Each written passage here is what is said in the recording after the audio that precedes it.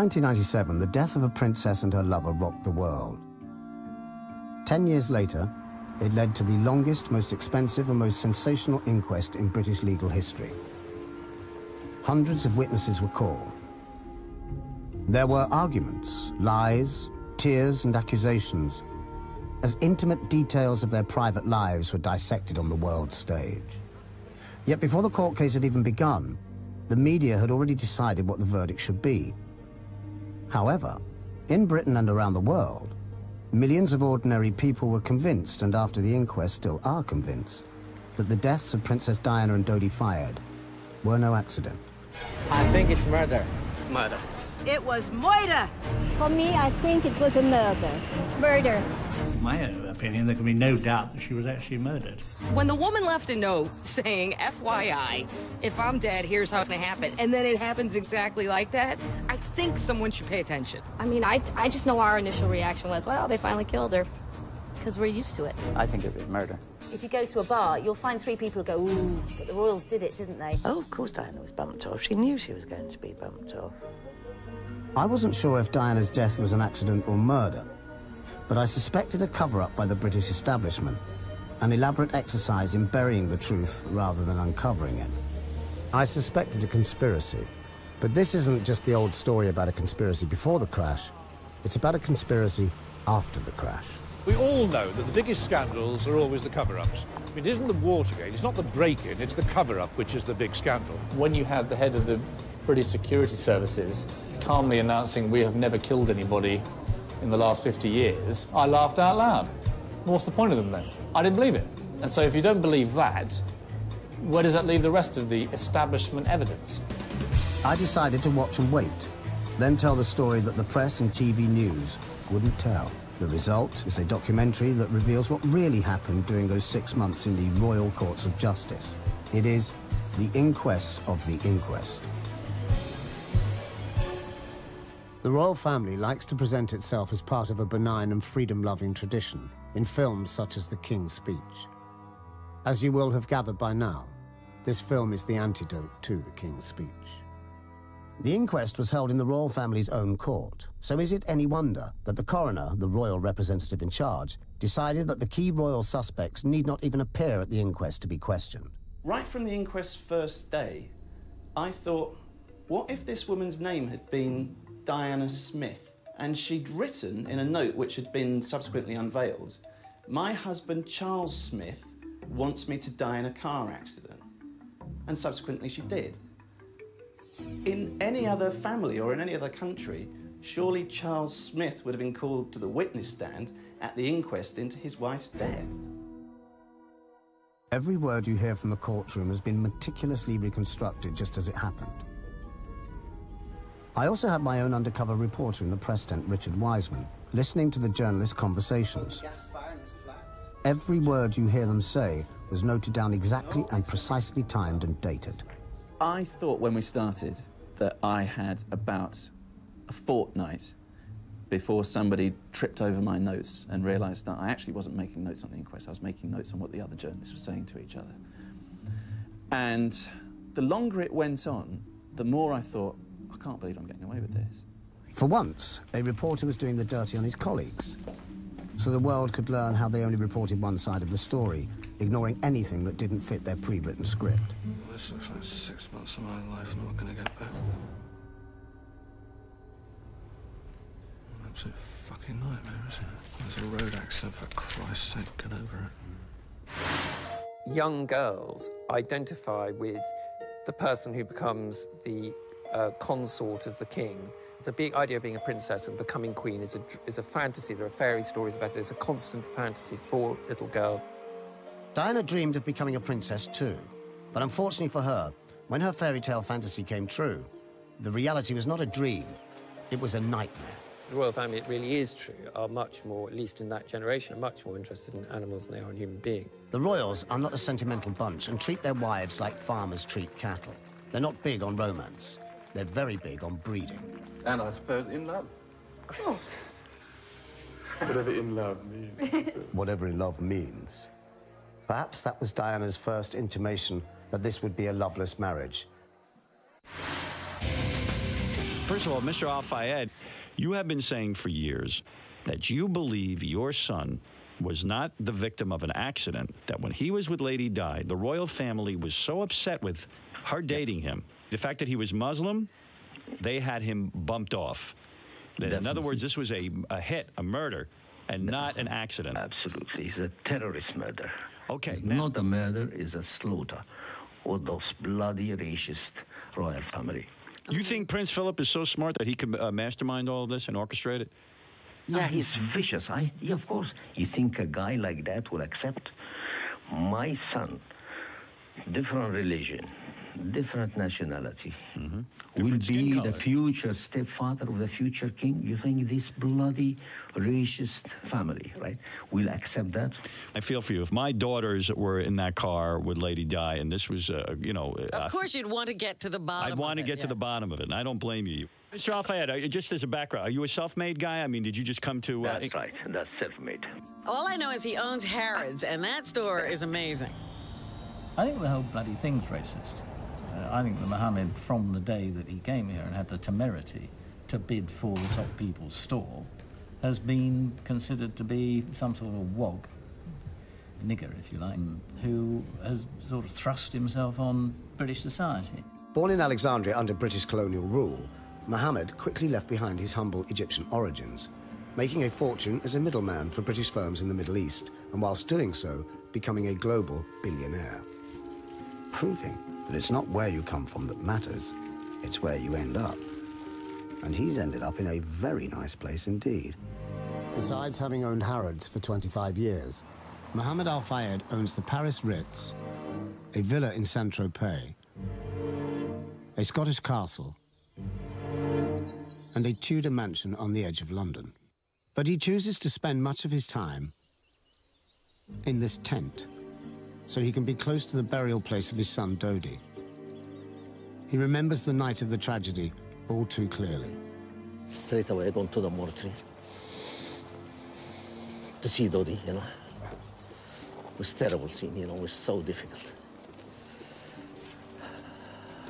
And everything worked in my mind that's definitely that they killed him. You know, and this is the place which he basically lived most of the time. He liked to play polo.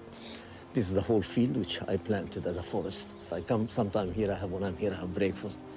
I sit with him because we believe soul comes out, you know. Maybe his soul watching us, and talking to us.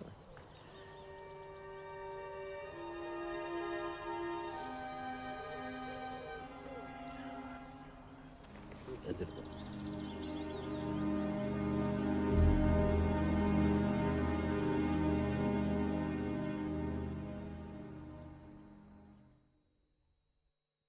Who knows what fate will produce? Who knows what circumstances will provoke?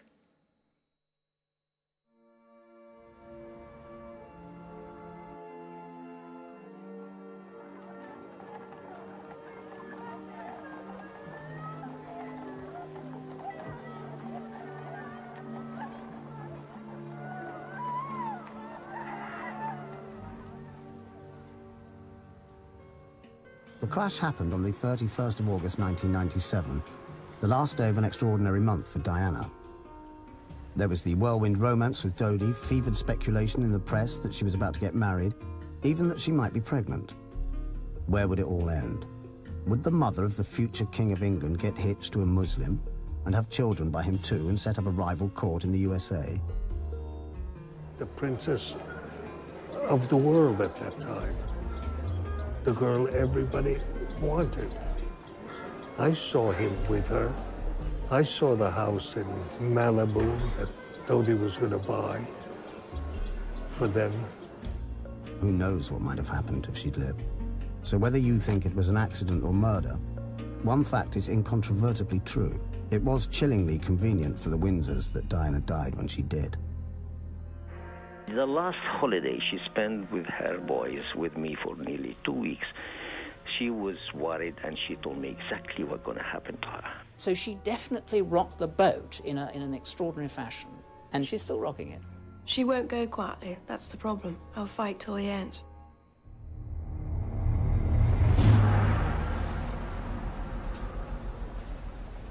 It's day one of the inquest into Diane and Dodi's deaths. Some say the cause was a drunken driver called Henri Paul. Some blame the paparazzi. Others suspect foul play, a staged crash involving a mysterious white Fiat Uno, perhaps on the orders of Prince Philip. The French report into the crash has been kept secret. The British report was riddled with contradictions. Several coroners came and went, and attempts to hold the inquest without a jury were overturned. So here we are, at last, at the start of an inquest that may finally turn the full floodlights onto the workings of the British establishment and the royal family. The media call this the Diana inquest, forgetting that 3 people died in that crash, not just Diana, but Dodi Fayed and driver Henri Paul too. Apparently there is a meritocracy even in death, and some demises are considered more important than others. That's me, Keith Allen, outside the Royal Courts of Justice. Note that name, Royal Courts of Justice. A sure sign of impartiality in a case where the credibility of the royal family is on trial. In the Royal Courts of Justice with a judge, or coroner as he's called here, who has sworn an oath of allegiance to the Queen and as Queen's counsellors on every side, and has already said that he is minded not to call senior royals as witnesses.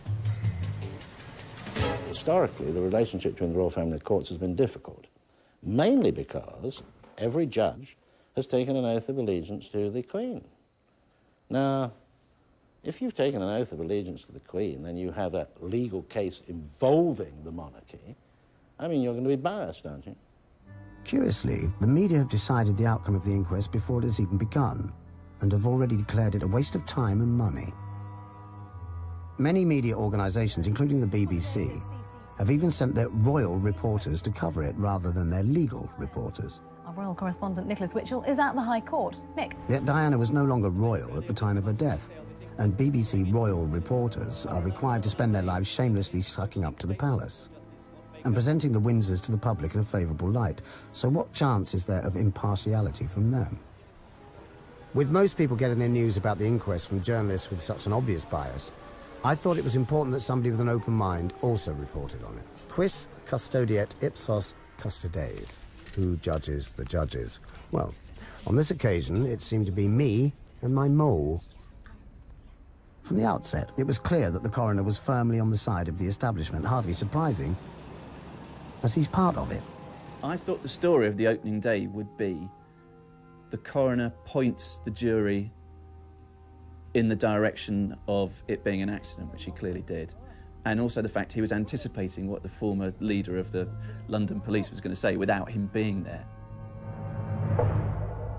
I anticipate that Lord Stevens will give evidence that he was trying to reassure the Pauls that their son had not been as drunk as a pig as had been alleged in some newspapers. Seems to me that the establishment have been talking to each other and squaring their stories before the inquest gets underway. Why aren't the media suspicious? This is really fishy. There's something very odd going on around here. And what makes it all the more odd is that the juiciest bits, the bits that are striking me as being the murkiest of all, aren't being reported anywhere. And it wasn't so much that there was a conspiracy amongst other journalists, that there was an established consensus. And anyone who sort of thought or spoke or wrote outside that consensus were regarded as being odd. This has interesting echoes of The Merchant of Venice. Because if you go back to The Merchant of Venice, I mean, the fundamental point is about Shylock, he's different. He's Jewish in this case, but also Oriental. Despite what I remember being told at school, Shakespeare's Shylock wasn't actually a bad character at all. He was just a foreigner who wanted justice, but was swindled out of it by the Venetian establishment. You know, here's Fayed, the Oriental, going and saying, by the way, I want a fair trial. And they're saying, well, no, just a minute, you know, it's all over. I mean, don't bother about it. Don't be serious. It was an accident. You know, we didn't really mean it. No, he said, I'm coming into court. I'm going to use your judicial system against you. And of course, he's robbed in court. When you read that, you can also read it as an essay in the way in which the establishment, the Venetian establishment, suddenly find themselves confronted by an outsider who's demanding his rights. He's saying, all I want is justice. Can I have justice, please? You set up all this judicial system. I'd like it, please. And they want to really say, well, it's not for you, you bastard. The point of the inquest is to investigate the suspicious circumstances surrounding the crash. But will it answer these questions? Was it pure coincidence that Diana told many people she would be deliberately killed in a car crash?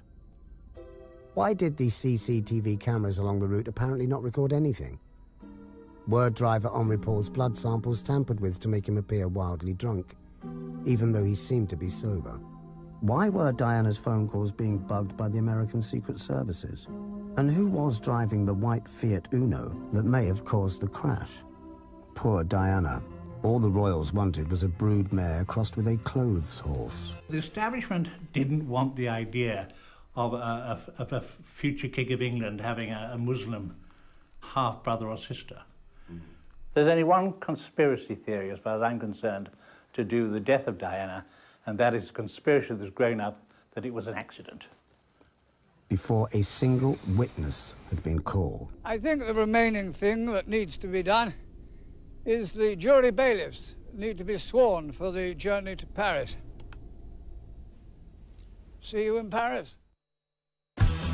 This is where the jury will gather to retrace Diana and Dodi's final journey. We'll have to be careful not to film the jury, because we could be sent to prison for contempt if we show their faces, even though anyone who bothers to come here can see perfectly well who they are.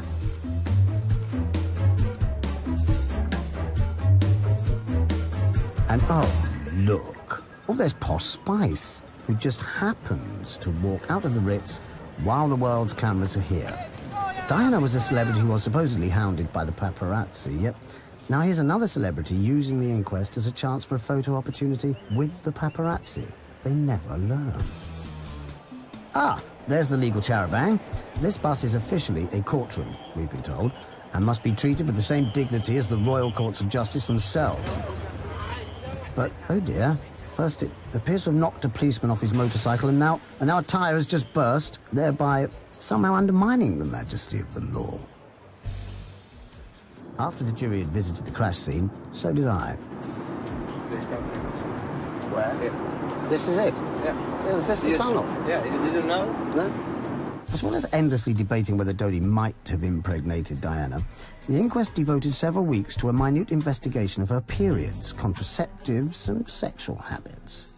It's almost as though the establishment wanted to demythologize her in the eyes of ordinary people by putting her uterus on public display. And by going in with Dodi Fayed and falling in love with him, as I believe she absolutely did, head over heels with the guy, you've got the ultimate cocktail of danger for the British establishment.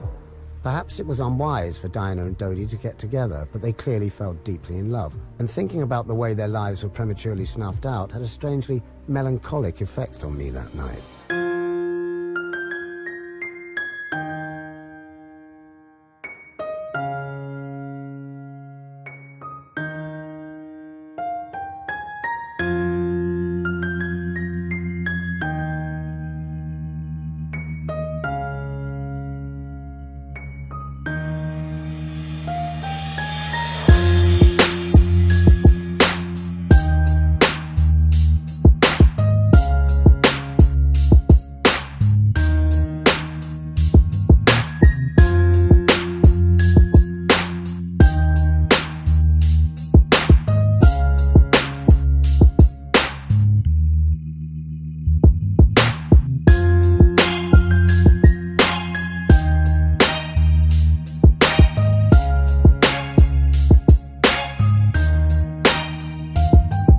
Right from the start, the circumstances surrounding the crash were suspicious.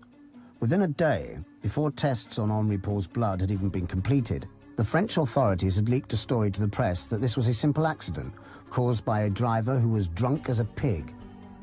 Although the only alcohol he seems to have consumed that night was 2 Ricards, less than 1/4 of the amount the French authorities claimed he'd drunk. He certainly seemed sober minutes before he drove a Mercedes, and within hours of the crash, French police had allowed a road-sweeping van to wash away all the evidence. What a coincidence. That's exactly what the Pakistan police did in 2007, when they immediately hosed down the place where Benazir Bhutto was assassinated. It's so much easier to claim that a death was just an accident if the evidence has been washed away. It's like my electrician. I was at home last week when he arrived, told him what I was doing, and he immediately turned round and said, "Oh yeah, but MI5 did that, didn't they?" And the trouble is, intelligent people believe this shit and get carried away with it. I mean, people do love a conspiracy theory, don't they? Yep. Ah, the gentleman of the press. This is the only way most people get to know what's going on at the inquest, and there's no doubt that almost all of the media had already reached their verdict long before the inquest started. Yet most of the hacks covering it didn't understand the detailed evidence they were hearing, and had no idea of how the establishment was manipulating events behind the scenes and deciding what could and could not be said.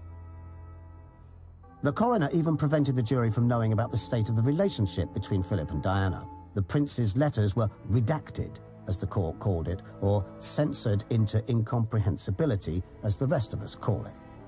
When a close friend of Diana's wanted to tell the inquest about deeply hostile letters that the prince had written to Diana not long before her death, she was forbidden to do so. Initially, I had great hopes for the inquest until I got the gagging order on me. Somebody came in and said, "Oh, you're not allowed to mention the content of the Prince Philip letters." And in effect, it's like having gagging orders slapped on me. The first one was making aspersions on her moral character. It was doubting her faithfulness to Charles before Harry was born. And you just wonder how many people have been paid off in this whole charade. It's not fully transparent. If I've had a gagging order, other people have had a gagging order. Why weren't the press more suspicious? Well, journalists have to answer to their editors, who answer to their proprietors, who all want knighthoods. The upshot being that most journalists are instinctively pro-establishment and are unwilling to accept that the official story about Diana's death just does not make sense. Well, it's difficult to get a man to understand something when his salary depends on him not understanding it. The most daunting aspect was the media attention. And I seemed to be on the front of a newspaper every single day. And the higher the media place you, is the bigger the drop. Just after midnight on the 31st of August 1997, Diana and Dodi left the Paris Ritz in a Mercedes driven by Henri Paul. Diana sat in the rear right seat. She habitually wore a seatbelt, but on this occasion, she did not put it on. When the car was subsequently examined by a crash expert on behalf of the Metropolitan Police, the rear right seatbelt was found to be defective. Had it been tampered with? Was this why Diana was not wearing a seatbelt that night? And why was the inquest not told about this? Some of the paparazzi outside the hotel set off in pursuit, but their scooters and motorcycles were unable to keep up with a much more powerful car. Police evidence given at the inquest confirmed that by the time the Mercedes entered the Alma Tunnel, all the pursuing paparazzi had been left far behind. Yet eyewitnesses saw several motorcycles and a white Fiat Uno surrounding the Mercedes and blocking its progress as it entered the tunnel. There was a very bright flash. Then the white Fiat Uno collided with the Mercedes, which lost control and crashed headfirst into a concrete pillar. All the other vehicles have never been identified. And they've certainly been excluded as being paparazzi because there was a very close analysis done of all the known paparazzi who were on duty that night, and they could all be accounted for. So, who was riding those motorcycles? Who was driving the white Fiat Uno? Witnesses saw the Mercedes being closely pursued and surrounded by several motorcycles as it drove into the Alma Tunnel. Now, the jury in their verdict found that following vehicles were guilty of manslaughter. The media read following vehicles and translated into paparazzi. Now, the jury never said that. So the question is, who owned or who was driving the other vehicles, either motorcycle or car? The jury decided that these unidentified drivers had committed a criminal act. So why are neither the French nor British police trying to trace these killers? Do MI6 kill people? Are they allowed to? Sir Richard Dearlap said he was unaware of MI6 ever having assassinated anyone. When you have the head of the British security services calmly announcing we have never killed anybody in the last 50 years, I laughed out loud. What's the point of them then? You know, we've all been to James Bond movies, thanks. We know the security services do a lot of dark stuff. So the idea that we're supposed to believe that in 50 years the British secret agents have never actually killed anyone, I didn't believe it. And so if you don't believe that, where does that leave the rest of the establishment evidence? Of all the lies told to the inquest, the most absurd was that the British Secret Services have never killed anybody. This shameless lie was exposed by Richard Tomlinson, a former MI6 agent, who gave evidence to the inquest by video link from France. He couldn't come to Britain because if he had, he would have been instantly arrested. Tomlinson saw a secret MI6 plan to assassinate a Serbian leader in a car crash in a tunnel by flashing a very bright light into the driver's eyes. At first, I just thought it was a joke, and I refused to believe the officer when he told me about it, because he first of all outlined it to me verbally. And then I went back to see him a couple of days later on another matter, and he sort of gave me a copy of he showed me the minute to sort of prove that he hadn't been joking about it. And so I remember that very clearly. Well, there have been other times in my life where I have been involved in death, yes. But I can't talk about that. Curiously, several witnesses who were near the Alma Tunnel at the time of the crash reported seeing a bright flash seconds before the collision. Have you ever driven at night when some careless driver is coming at you with his headlights on full beam? Imagine that, 100 times as bright, in a narrow tunnel. The result would be exactly what happened to Diana and Dodi's car. I don't think many people would want me to be Queen. Actually, when I say many people, I mean the establishment that I'm married into, because they've decided that I'm a non-starter.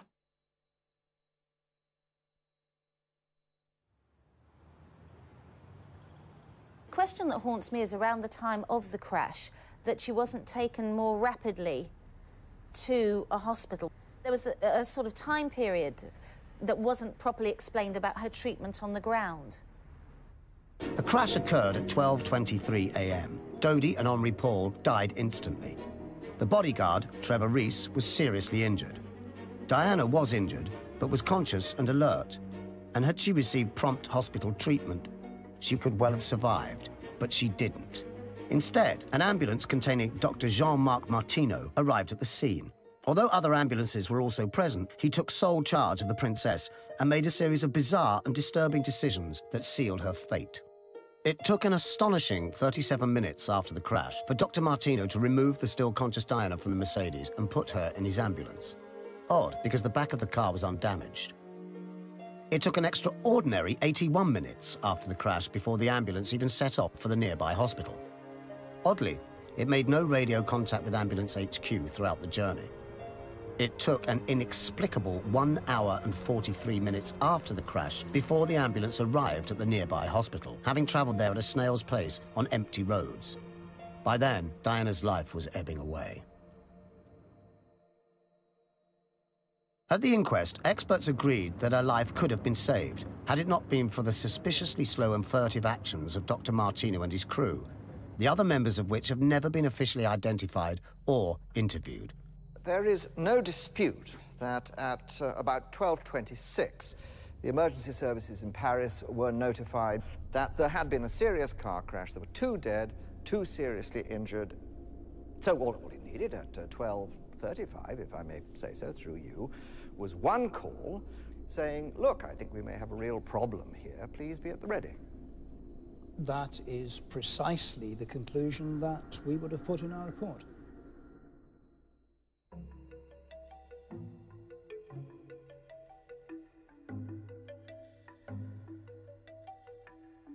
The BBC's chief royal correspondent used to pay particularly close attention.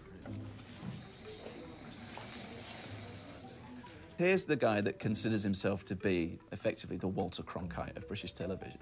He's in front of arguably the story of the decade. It's unfolding, but he doesn't even have to dig it up. It's happening right in front of him. And the guy falls asleep.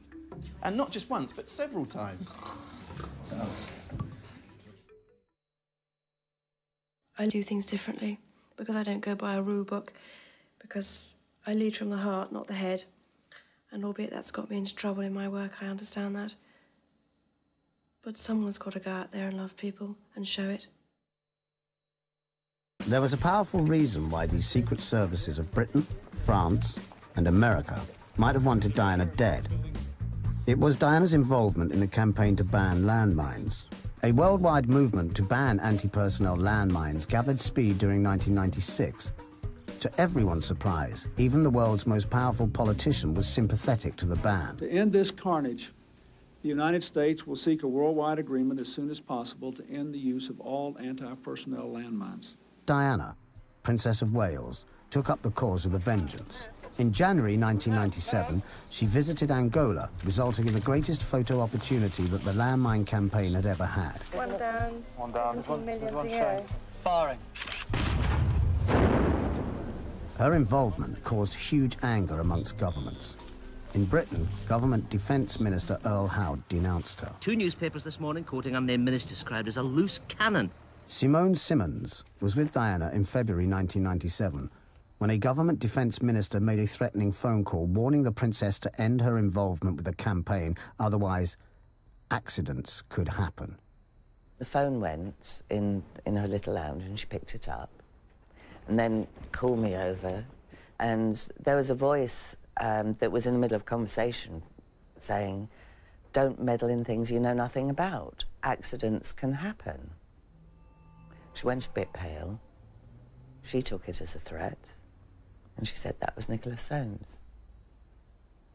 I don't know his voice, but it was very, very plummy. And she actually used a derogatory term. She said, "Doesn't he sound like he's talking with a cock in his mouth?" Days before she died, Diana made another visit to landmine victims, this time in Bosnia. Again, there was global press coverage, which made her even more of an enemy to many powerful forces in the armaments industry. Diana was certain that her phones were being tapped by the British Secret Services. Every time she'd hear a click, she used to say, "Boys, time to change the tape."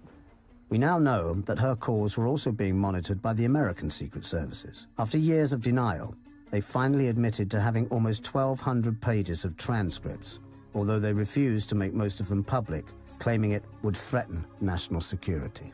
Her landmine campaign was clearly infuriating the armaments industry, while her love affair with Dodi Fayed was infuriating the royal family and the British establishment. So there were an awful lot of people who wanted Diana and her Muslim lover dead. It's weird that at a time when you know the establishment can think of nothing worse than Dodi Fayed, son of Mohamed, marrying and possibly impregnating Diana, that she's conducting a major international offensive against landmines with all the crippling economic problems that would bring for the British establishment again, and the British government. America. And America.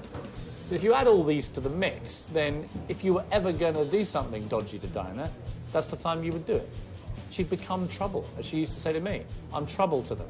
I won't go away. I won't go quietly."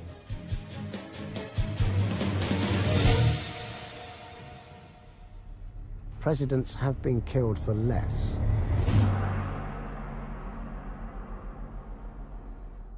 I think it was an opportunist killing. Yeah. They had until September the 19th. Why till then? Because that was when the conference was going to take place in Oslo on landmines. Less than 3 weeks after the crash, the key Oslo meeting began. With Diana out of the way, most of the world's press didn't even bother to attend. When they killed Diana on the 31st of August, 19 days later, Bill Clinton was the only Western leader who voted against a ban on landmines. Something he would never have done if she was alive, had he had to look in Diana's eyes. Many investigators believe that this was the real reason Diana was killed. Yet, the coroner barely raised the issue.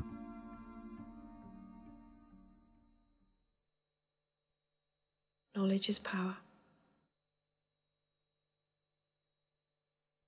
In the years before Princess Diana was killed, she told many people that the British establishment was planning to eliminate her. Oh, of course Diana was bumped off. She knew she was going to be bumped off. She always said she's not going to make old bones. Diana had left a note saying that she thought that somebody was going to kill her and that it would be in a car accident. Diana asked her lawyer, told him that she had from a very confidential source in the palace, Prince Philip, planning to get rid of her in a car accident. She wrote this letter to her butler, Paul Burrell, telling him that the royal family were planning her death. Diana said the same thing to her lawyer, Lord Mishcon, who made a note of a prediction. This old British establishment lawyer realised that the note could have devastating consequences for the royal family. So 3 weeks after her death, he handed it to Britain's chief policeman, Lord Condon. The police chief also realised its significance, so he concealed it and kept it secret for 3 years. The first question, and you've agreed, is there a legal obligation to hand over potentially relevant material? There's an unequivocal answer to that, which is yes. Agree? Yes, I do. That was Britain's top policeman admitting that he broke the law by concealing this devastating evidence. Right. Well, I'm going to make it very plain to you, Lord Condon, that the reason why potentially relevant material was not handed over to the coroner is because you were sitting on it, knowing that something had gone wrong in Paris linked to the activities of British state agencies. You are suggesting, are you, that Lord Condon was part of a criminal conspiracy? Well, I'm suggesting, yes, that he's part of an agreement. That is one of the most serious allegations that could ever be made of someone in my position, and I unequivocally, totally refute it as a blatant lie. If, in September 1997, this information had gone public, nobody would have spoken anymore about the paparazzi, about Henry Paul. The only thing the whole world would have focused on would have been Diana's fears, Diana's predictions on how she would be killed by the British establishment. In 1995, Diana summarised her fears in a phone call to a producer of this film. If you're a strong woman in my environment, you're a problem. So I'm a hell of a problem. I don't have time, an awful lot of time for hobbies, but keeping alive, one of them. Keeping alive, keeping alive, keeping alive, keeping alive. Sadly, she signally failed in this quest. Lord Condon wasn't the only senior policeman to hide the lawyer's note. Lord Stevens, his successor as police chief, concealed it for a further 3 years. Both men broke the law. Both men were made lords by the Queen. I'd like to be a queen of people's hearts, in people's hearts. But I don't see myself being queen of this country.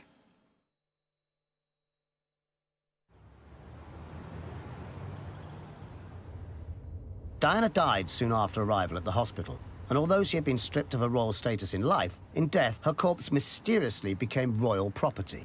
Within hours, royal representatives had given orders for her body to be partially embalmed, a process that conveniently made it impossible for anyone to tell if she had been pregnant. Attention then turned to the body of the driver, Henry Paul. Before blood tests had even been completed, the French authorities were already insisting that he was drunk as a pig, although the only alcohol he is known to have consumed that night were 2 single Ricards. This is Henry Paul minutes before the fatal crash. Far from looking drunk as a pig, he seems to be sober as a judge. An autopsy was carried out on Henry Paul's body by Professor Dominique Lecomte, a doctor who is notorious in France for covering up medical evidence that is likely to embarrass the state. If her own account is to be believed, she conducted the world's worst autopsy on the corpse of Henry Paul, committing at least 58 basic errors. Every medical expert at the inquest agreed that her results were not only inept, but biologically inexplicable too, and that her report was untruthful. We have Professor Lecomte giving an account of events which, on the face of it, cannot be true.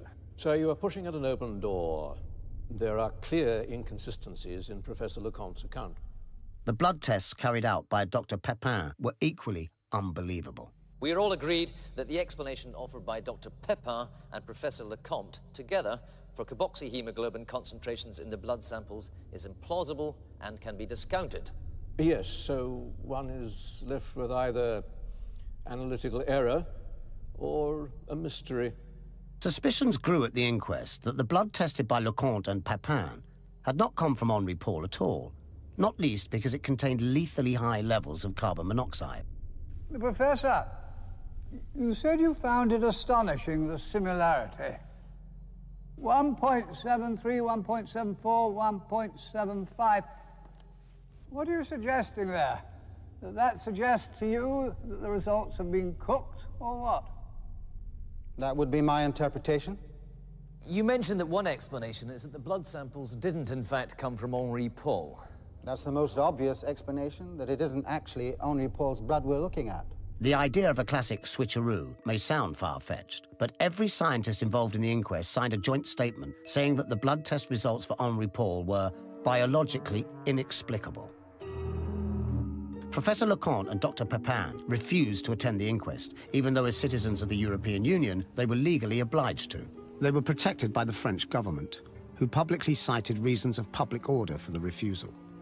However, it has since emerged that the real reason was the protection of state secrets and the essential interests of the nation. This is the law the Ministry of Justice has used to help and protect Professor Leconte and Dr. Pepin. So the fact, the legal fact, is that there are state secrets that are protected and that Professor Leconte and Dr. Pepin know about. In 2006, a team of scientists offered to carry out DNA analysis on some of the samples to determine if the blood really was Henri Paul's. They were told by the French authorities that the samples no longer exist. Well, my husband's side were very busy stopping me. Diana was unstable. They decided that was the problem.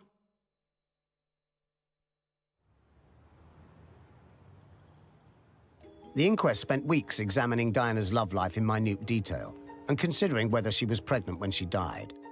But why? Whether Diana was pregnant or not, or whether she was actually going to marry Dodi Fayed or not, is not important.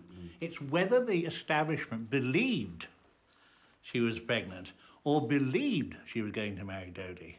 That's important. And there's no doubt at that moment, the majority of them did believe both those things. What did become clear was that within hours of Diana's death, her body was pumped full of embalming fluid, so no pregnancy tests were possible. And soon after, she had her reproductive organs removed under the watchful eye of the royal coroner. There is a trip, the trip from Paris to 45. How can you embalm a body and very short distance of travel? Why do you think they embalmed her, to hide the pregnancy? Because they had to corrupt the body because she was pregnant. She had to take all her guts. So, was Diana pregnant at the time of her death? We'll never know for sure, because the French and British authorities destroyed the evidence. And the blood tests which were taken when she arrived at the hospital, and which could have confirmed if she had just become pregnant, have mysteriously vanished. But ask yourself this: would the British establishment have allowed Muslim blood to enter the royal lineage?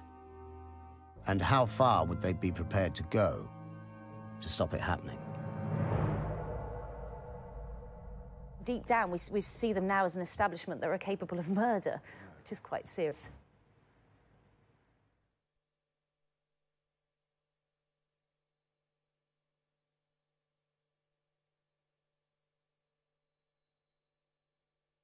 I was very bad lunch and he started blubbering.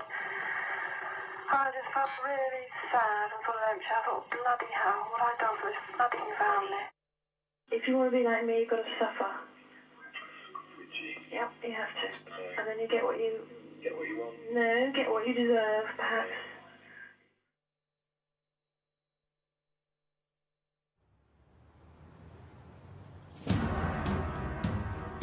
There is no doubt that the entire inquest was skillfully manipulated by powerful, unelected forces to the advantage of the royal family. This could only happen because Britain is, in essence, a monarchy, not a democracy. Much of Britain still operates on a system of unelected power. And at its centre are the Windsors, the old aristocracy, and their vast wealth. Just as in medieval times, the royal family live a life of unfettered privilege, with British taxpayers funding their lavish existence. I mean, where do we get off on this argument? Only one family, and by the way, a highly unrepresentative family, has the right to a seat to the head of stateship of our country. Now, I think that is a fundamentally flawed argument, and I don't know how it can be used in the modern world. The idea of a hereditary ruler is as absurd as the idea of a hereditary mathematician. Officially, the royal family cost British taxpayers £40 million a year, but that's just the tip of a very large iceberg. The royal palaces are maintained by the taxpayer, even private ones, such as Balmoral. Windsor Castle is theirs too, except, of course, when it burnt down, when the bill for rebuilding it also fell on the public purse. Their wealth includes the vast royal art collection, which is worth billions of pounds and belongs to the British people, yet the people aren't allowed to see it. In return, the royal family refused to obey many British laws, such as the 1968 Race Relations Act. As can be seen from this footage, there are very few non-whites in the royal household.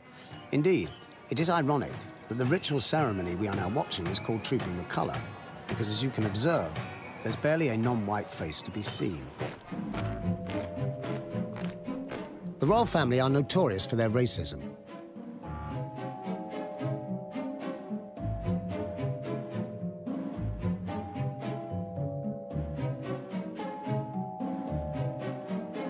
These phrases have all been said by the royals in public, so God alone knows what they say in private. This racism is nothing new. There was a close relationship between the British royal family and the Nazis during the 1930s, details of which remain a closely guarded secret. Were you surprised when you started to find out about, specifically, their relationship with high-ranking Nazis? I mean, Philip's especially. I was very surprised when I found out about Philip's sisters and their connection to Hitler. The fact that the Queen Mother and her husband were inclined more towards Hitler in the beginning. So why does Britain still tolerate its racist royal family? The only serious argument that defenders of the monarchy can muster nowadays is that the royals are good for tourism, and even that is suspect. They're not good for tourism. That's what they say. Whenever someone says that, I always think, right, so countries that don't have a royal family then, like Ireland or France or America, no tourists ever go there then. Because tourists would go to the top of the Eiffel Tower, look out and go, oh, I don't know, it's not a bad view, but the lack of a monarch spoils it somehow. Despite presenting itself as a charming and picturesque relic of the past, the royal family retains a ruthless grip on power in 21st century Britain. It presides over a corrupt and corrosive honours system that keeps tens of thousands of public officials in permanent obedience to the monarchy, all hoping for a knighthood or an OBE in return for a lifetime's loyal service. These are the people who operate Britain's system of government: judges, coroners, civil servants, police chiefs, permanent private secretaries, members of the secret services, and privy councillors. When I became a cabinet minister, I was made a privy councillor. You swear that you will protect the Queen from all foreign prelates, potentates and powers, and you will report on colleagues if they're disloyal and so on. And they read it to me, and I said at the end, I didn't agree. And they said, you don't have to agree. So I said, what do you mean? They said, we've administered the oath. Now, that phrase, the administration of oaths, which people would have heard, means you're injected with the oath. I've been injected with an oath. The royals don't only use honours and oaths of allegiance to preserve their power. They use intimidation too, as Diana found to her cost. They demand absolute secrecy and loyalty from their subjects, and they stifle dissent. I think of the establishment, our establishment, as a kind of a legal mafia, whose watchword really is the watchword of the real mafia: omerta, silence. That's why many people regard them as gangsters. Gangsters in tiaras. And given Prince Philip's Nazi background, is it really so unthinkable that those at the top of the present-day British establishment might go to any lengths to rid themselves of a turbulent princess? Well, anything good I ever did, nobody ever said a thing. Never said, well done, or was it okay? But if I tripped up, which invariably I did, because I was new at the game, a ton of bricks came down on me. Still, successful producer, Dodi, wasn't he? I mean, what did he ever produce? Fuck all. That's what he produced. Fuck all. He produced his inquest by dying, you know? Successfully getting himself killed. It's just the typical rich man's son, you know? Talentless son of a rich father, then pisses all his dad's money out the wall. You think of that stereotype? And that's Dodi. The media called this the Diana inquest, forgetting that it was also an inquest into the death of Dodi Fayed. In life, Dodi was described by the Duke of Edinburgh as an oily bedhopper. In death, he was dismissed by the press as a worthless playboy. But the inquest revealed these descriptions to be wholly untrue. He loved to make movies. He liked that ability to make movies. That was his chosen profession. The other good thing that came out of the inquest, why it was successful, is that it cleared Dodi's name. The evidence was overwhelming about the kind of guy he was. Not a playboy, actually. Straightforward, really caring, sensitive, funny man, and not a shit. He was smart, Dodi. He understood everything about his father's profession and his profession. He told me on so many occasions, I want to run a studio. I want to have a studio of my own. Dodi first showed his cinematic talent in 1981 as executive producer of the Oscar-winning film Chariots of Fire. But Chariots of Fire, think of any British movie, have 4 Oscars in the same time. So it's ostensibly a film about a Jew taking on the establishment. That's right. I mean, the racism, you know, again. And this was unbelievable way of thinking that he had the idea. Following the crash in 1997, there was an outpouring of grief for Diana in the press. But the media virtually ignored Mohamed Al-Fayed's devastation over the loss of his son, Dodi. I've seen him crying, telling me how he shared a bed with Dodi every day of his life from 2 to 13, after his mother left. When you hear things like that, you know how close they were.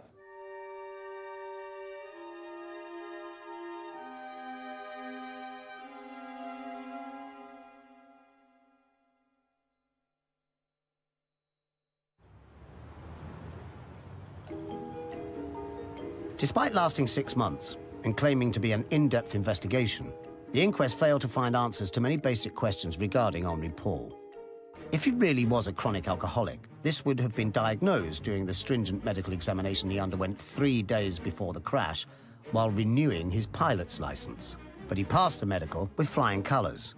So why wasn't the doctor who gave him a clean bill of health called to the inquest or ever interviewed by the police? Why did Britain's top policeman, Lord Stevens, tell Henri Paul's parents in 2006, in front of other policemen who kept a written record of the conversation, that their son was definitely not drunk? He asserted that Henri was not drunk on the evening of the accident and that he was driving at a lower speed than indicated in the French proceedings. That is totally what Mr. Stevens told us. Yet 6 weeks later, Lord Stevens published a report claiming that Henri Paul was drunk. So, who was lying, Lord Stevens or Lord Stevens? After the crash, the police searched Henri Paul's apartment twice. 2 searches were made of Henri Paul's home by the French police. More alcohol was recorded as discovered on the 2nd search than on the 1st. The first time, all the police found was an unopened bottle of champagne and a quarter bottle of martini, which hardly supports the claim that he was an alcoholic. So the police returned a few days later. And, would you believe it, this time they claimed to have found enough alcohol to stock an entire bar. Beer, wine, Ricard, bourbon, vodka, port, champagne, cassis, Pinot... There is no obvious explanation for this. You must consider whether there are any sinister implications. Some might say that, on the contrary, there is a very obvious explanation, and that its implications are very sinister indeed. The inquest heard undisputed evidence of Henri Paul's links to the French Secret Services, the Direction de la Surveillance du Territoire, and to Britain's MI6. I just remember reading this file and thinking it was interesting that, first of all, they had a Frenchman working for MI6, because it's actually quite rare to find someone who was French who were prepared to work for MI6, because they quite often don't. And secondly, because I'm a pilot myself, I remember this particular person having an interest in flying. So why did the coroner tell the jury in his summing up that Henri Paul had no links to the security services? Henri Paul's bank accounts show he received a total of 350,000 French francs of unexplained income during the final months of his life, mostly from checks. Why didn't the inquest establish who had written those checks, or examine the transactions made on Henri Paul's 5 credit cards, or allow the jury to see his mobile phone records? Why did Henri Paul go missing from the hotel for 7 minutes at 10:36? Was he meeting an accomplice in the Place Vendôme? What about the gesture that Henri Paul made outside the Ritz moments before driving off in the Mercedes? Was it a signal to an accomplice? If the inquest had failed to answer 1 or 2 of these simple questions, you might put it down to incompetence. But its failure even to ask many of them can only have happened because the authorities already knew the answers and wanted to keep them hidden. Henri Paul was not drunk and was working for the Secret Services on the night that he died. Day 68. The only senior representative of the royal household to appear at the inquest was Sir Robert Fellows, the Queen's private secretary. On day 68, while under oath, he had the following interchange with Michael Mansfield. Were you on holiday at the time? I was on holiday from somewhere around the first week of August. Until? The week after the death of the princess and Mr. Al-Fayed. And I went back to Balmoral on the following Sunday, I think, after the funeral. So, would it be fair to say that you were not, in fact, therefore, at the palace or nearby when all of this was happening? I was at the palace, certainly, until the end of July. Fellows unequivocally told the inquest that he was on holiday for the entire period before and after Diana's death, and did not return to work until after her funeral. Now, let's move to January 2011, and the publication of the diary of Tony Blair's press secretary, Alastair Campbell. 31st August. At about 4 a.m., I got a flavour of the royal establishment's approach when I had a conference call with Robert Fellows. You know about Diana, do you? She's dead. It was all very matter-of-fact. 1st of September, meeting at the Lord Chamberlain's office, attended by Robert Fellows. 2nd of September, 10 a.m. Fellows and I had a discussion. 3rd of September. Fellows called early. 4th of September. I had another discussion with Fellows. 5th of September. Fellows said we had all worked well together. Far from being on holiday, as he had claimed under oath, Fellows was at the very centre of Diana's funeral arrangements, overseeing her burial throughout the week. Fellows was the man that Diana had described to friends as one of the three names that I fear. He hates me. He will do anything to get me out of the royals. Sir Robert Fellows was made a lord in 1998.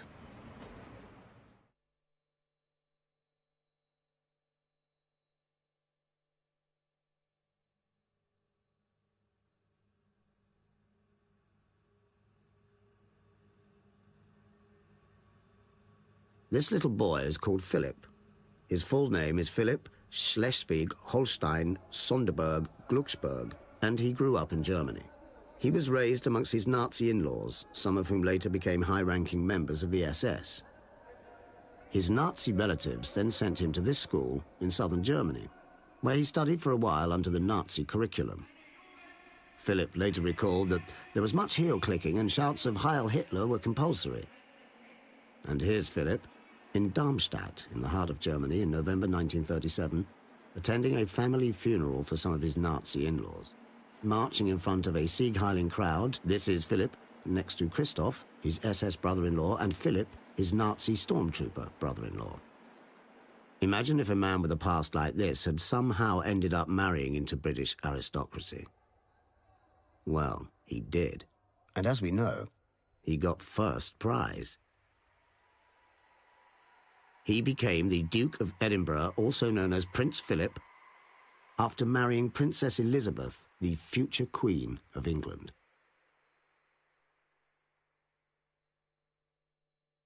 British lawyers have warned us of 87 legal issues concerning this film. Several of those warnings concern the following interview. I think Prince Philip is somebody who is devoid of any internal sense of right and wrong. So deep down, he cares nothing about anybody else. He regards everybody else as potentially a threat. He is completely selfish. And that is very like Fred West or any other psychopathic individual. Oliver James is one of Britain's leading clinical psychologists. Yet lawyers told us that we could not include his professional diagnosis of Prince Philip in this film. So we looked for the current medical definition of psychopathy and discovered that most psychopaths are not convicted criminals but function normally in society. We also found that psychopaths tend to gravitate towards highly paid professions, such as the legal profession and, oh dear, us, filmmakers. Queen Elizabeth and Prince Philip have traditionally been presented to the public as role models for the rest of society. But why? Certainly, I mean, Philip's been in half the beds of England, including two of his wife's close family. But, who? Do you want me to say that? Or? Yes, go on. Princess Margaret and Princess Alexander. Stop it. I don't think that she was somebody who was a kind of would have wanted to marry a psychopath. I think she must have got a very nasty shock when she found out quite how unpleasant he is. But obviously, being the sort of person she is, she said, well, that's it. You know, I've got to stick with this, and and he's going to shag anything that moves, and I can't do anything about that. That's what they all do anyway, isn't it? Almost everyone has heard rumours about Prince Philip's innumerable extramarital affairs. Yet newspapers have never published full reports, whereas they routinely expose the affairs of pop stars, footballers and other celebrities. Why? Because in Britain, the media dare not challenge the authority of those at the very top. I have a friend of mine who was at a party where he had to observe the disgusting sight of Prince Philip wearing a leather jacket, dancing to a Stones song with his hand halfway up the skirt of some young woman. This is, and that's not an unusual event at all for Prince Philip. He's done that sort of thing many times. This isn't a question of morality. It's a question of media cowardice. The British press usually love nothing more than exposing the peccadillos of eminent people. All except senior members of the royal family who are mysteriously exempt. Funny, that. You may think that we should have given Prince Philip a right of reply in this film. Well, we did, but he declined our invitation, as did the entire royal family. And they are not the only ones. In fact, if you're wondering why you're not hearing from any members of the British establishment in this film, it's certainly not for want of trying on our part. We asked all of these pillars of the establishment to take part, and they all refused. I wonder why.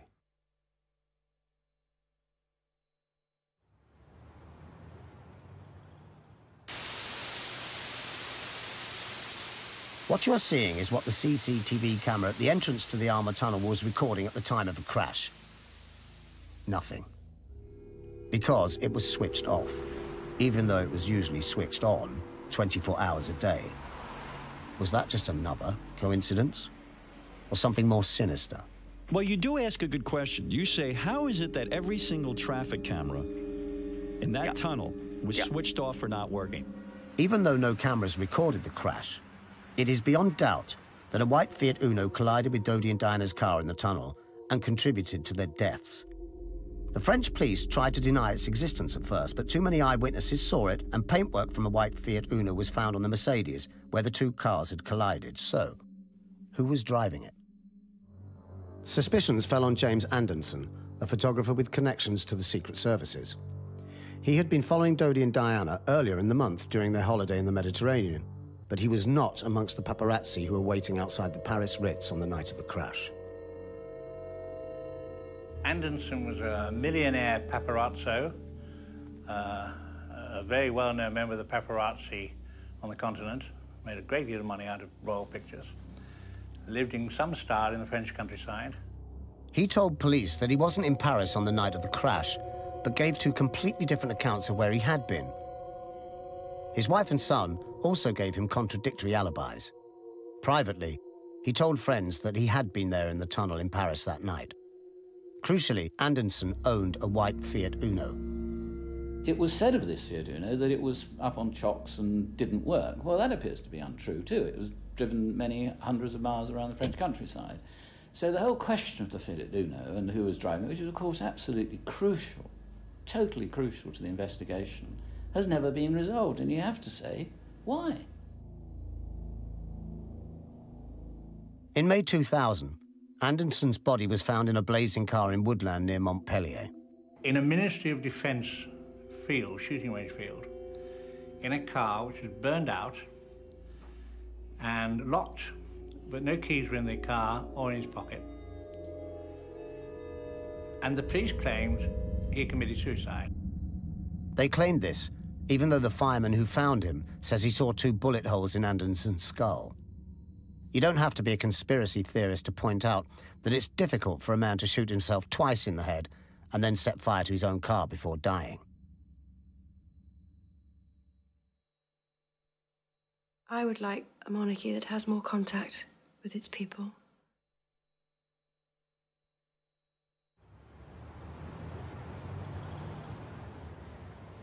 By the end of the inquest, so much suspicious evidence had been heard that the establishment coroner could take no chances. So he prevented the jury even considering murder as an option. His summing up lasted almost 3 days, during which he continually distorted the evidence, ignored much of the eyewitness evidence, and tried to convince the jury that the crash was nothing more than an accident. At the start, I told you it was not necessary to solve every subplot in the story. There are certain matters relating to Henri Paul that simply cannot be resolved with any clarity. You've not heard in person from Professor Lecomte, Dr. Pepin and others concerned with the analysis of Henri Paul's samples. In common with most road traffic accidents, this collision did not appear to have a single cause. The relationship between Diana and Dodi had reached the point where it could no longer be tolerated. The conspiracy theory had been minutely examined and shown to be without any substance. Will you please now retire to consider your verdicts? But the one thing the establishment and the royal courts couldn't fix was the jury. 11 ordinary men and women who ignored the coroner's one-sided summing up and instead spent almost a week examining the evidence for themselves. Richard Wiseman, diary entry. It's day 93 and we're still waiting for the verdict. Nobody around me can understand why the jury are taking so long. The hacks all expected a verdict of accidental death to be returned within seconds. Oh, did you see those sandwiches they just took in for the jury? Yeah, I mean, my worry is they look far too good. You know, if they'd given them some curled-up shite, you know, they'd agree by 2, give the verdict by 3 and be home by 4. Fact is, it's becoming painfully obvious that the jury, unlike the press, bothered to listen to the evidence, and they are now analysing it very, very carefully.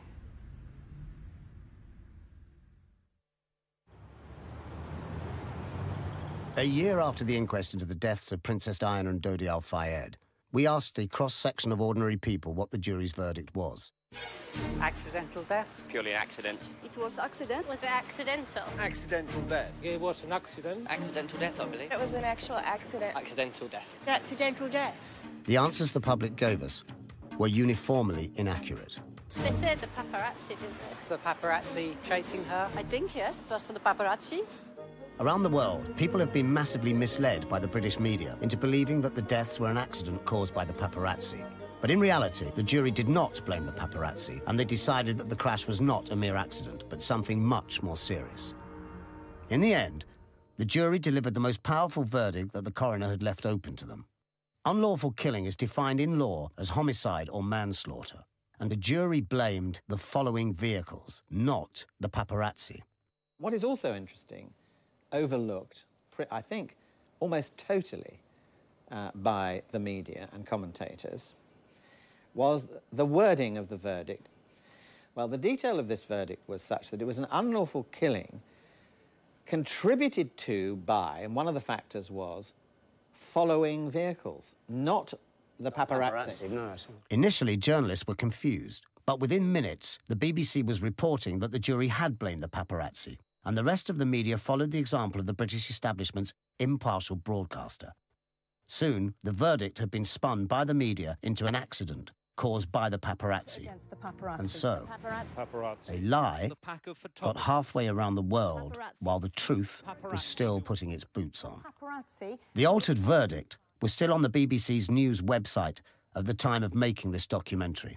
Whether it was a case that the commentators in the end wanted it to be the paparazzi, and so immediately assumed that, and hadn't, and often some of them didn't really follow it on a daily basis. They might read in the odd transcript, and certainly a change of that kind, which was very important because following vehicles was a much bigger category than just paparazzi because of the reasons I've just given.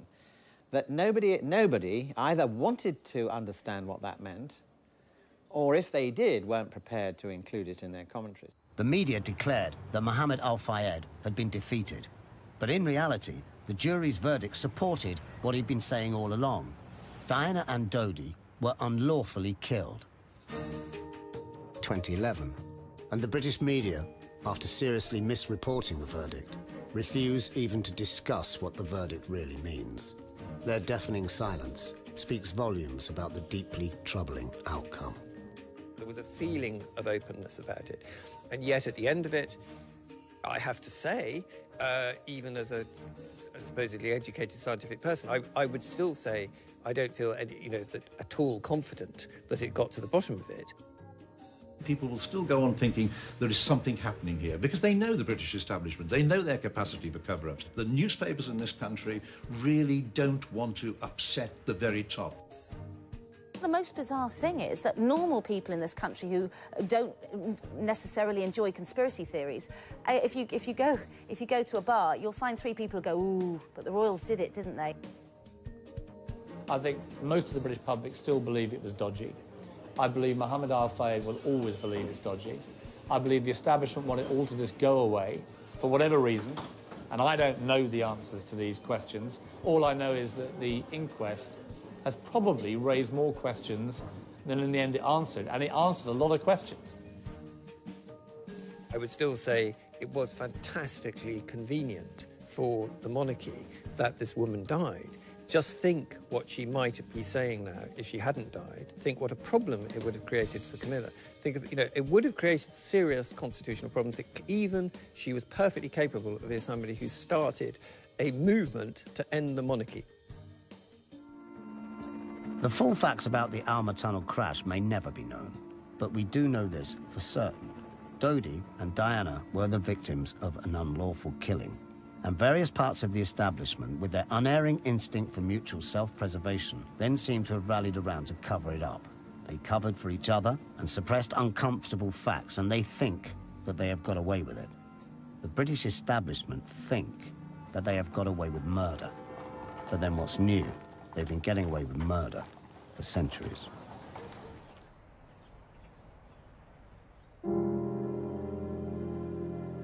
Since the crash, some curious things have happened. Charles has married Camilla, as he'd always wanted to. MI6 now publicly admit that they have been involved in killings. Diana has been airbrushed out of official royal history. No action has been taken against the police chiefs who suppressed Diana's sworn statement predicting that the royal family would kill her in a car crash. Instead, they both now sit in the House of Lords. Mohamed Al-Fayed was ordered by Prince Philip to take down the royal warrants that had hung for decades outside Harrods. And shortly before selling the store in 2010, and more in sorrow than in anger, he symbolically burned them in sight of his son's grave. I am destroying this royal crest as a tribute to my son, Dodi. I feel that he is looking down on this today. There was a clear verdict of unlawful killing. So why has nobody been arrested? What is at the core of all this is racism.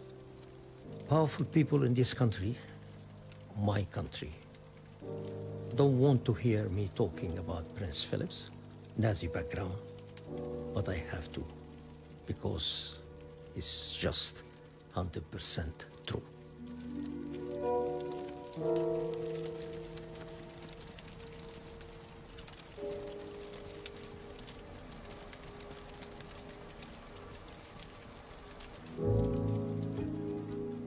They wouldn't accept me or my son. And when he fell in love with Diana, they murdered them. Despite obtaining a verdict that vindicates his years of struggle, Mohamed Al-Fayed fights on. Still grieving for his son, he has opted for truth rather than happiness. Legal action is continuing in France against the police chiefs who suppressed vital evidence, and the establishment cover-up is being steadily exposed day by day. Truth will out. And as more and more people come to understand what the damning inquest verdict really means, we may soon witness what the British establishment fears most: the end of the monarchy.